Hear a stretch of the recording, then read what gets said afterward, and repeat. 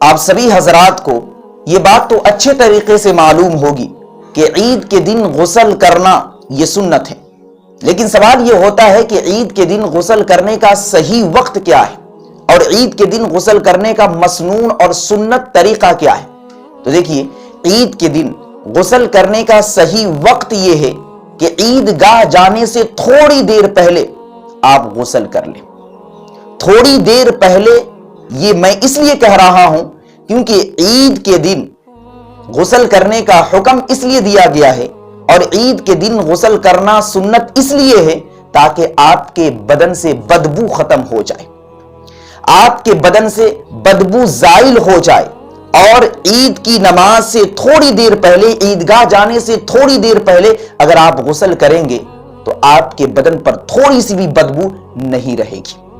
اگر فجر کی نماز کے بعد ہی آپ غسل کر لیتے ہیں تو بھی صحیح ٹائم ہے، اور اگر کوئی شخص فجر کی نماز سے پہلے بھی غسل کر لیتا ہے تو بھی سنت ادا ہو جائے گی، لیکن افضل اور بہتر یہی ہے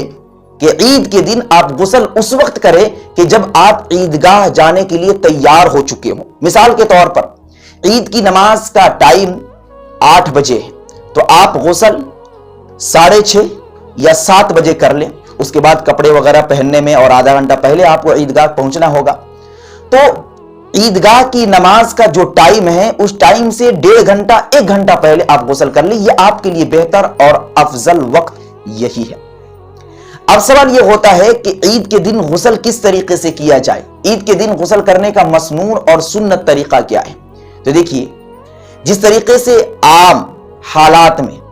دوسرے حالات میں آپ غسل کرتے ہیں، ٹھیک اسی طریقے سے آپ کو عید کے دن غسل کرنا ہے۔ اگر آپ ناپاک ہیں تو آپ کو اس بات کا خاص خیال رکھنا ہے کہ غسل کے جو فرائض ہیں، کلی کرنا غرارے کے ساتھ، ناک کی نرم ہڈی تک پانی پہنچانا اور پورے بدن پر اس طریقے سے پانی بہانا کہ بدن کا ایک حصہ بھی بال برابر سوکھا ہوا نہ رہے،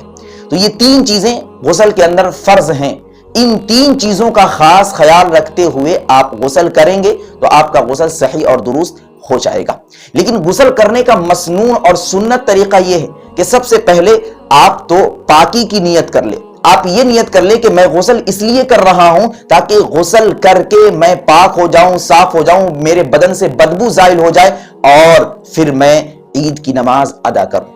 اس نیت اور اس ارادے سے رضائے الہی کے لیے آپ غسل کریں۔ آپ دل میں یہ نیت کر لیں تو محض نیت کر لینے سے آپ کو غسل کرنے کا ثواب ملے گا۔ نیت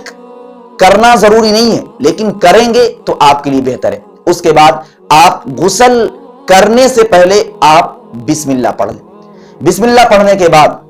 آپ اپنے دونوں ہاتھوں کو گٹوں سمیت اچھے طریقے سے دھو لیں، خوب اچھے طریقے سے دھو لیں، اور آپ کے پاس مسواک ہے تو آپ مسواک بھی کر لیں۔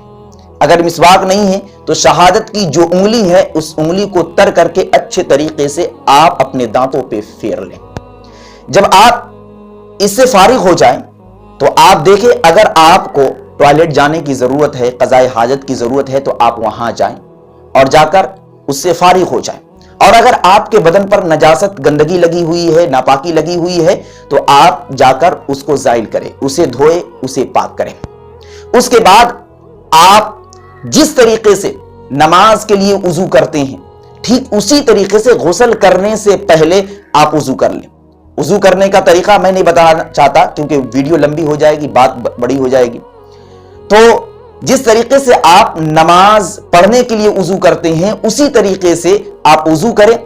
اور آپ ایسی جگہ پہ غسل کر رہے ہیں کہ جہاں پہ پانی جمع ہو جا رہا ہے، اکٹھا ہو جا رہا ہے، تو آپ پیر کو اس وقت وضو کے وقت نہ دھوئے، اس کو چھوڑ دیں۔ اور اگر ٹائلز لگا ہوا ہے، پانی بہہ کر چلا جا رہا ہے، آپ اونچائی پہ غسل کر رہے ہیں تو آپ اچھے طریقے سے وضو کر لیں، پیر کو بھی وضو کے وقت ہی دھو لیں۔ جب آپ وضو سے فارغ ہو جائیں تو اس کے بعد آپ سب سے پہلے مرحلے کے اندر آپ وضو کے اندر ہی کلی کر لیے ہوں گے اور ناک کی نرم ہڈی تک پانی بھی پہنچا لیے ہوں گے، تو مزید اس کی اب کوئی ضرورت نہیں۔ اب یہاں پر آپ کے لیے حکم یہ ہے کہ آپ پانی لیں اور پانی کو سب سے پہلے آپ داہنے کندھے پہ ڈالیں، داہنے کندھے پہ پانی ڈالیں، پھر اس کے بعد بائیں کندھے پہ پانی ڈالیں، اور تیسری مرتبہ میں آپ سر پہ پانی ڈالیں، اور اس کے بعد اچھے طریقے سے آپ پانی ڈال ڈال کر اپنے بدن کے ہر حصے کو تر کر لیں۔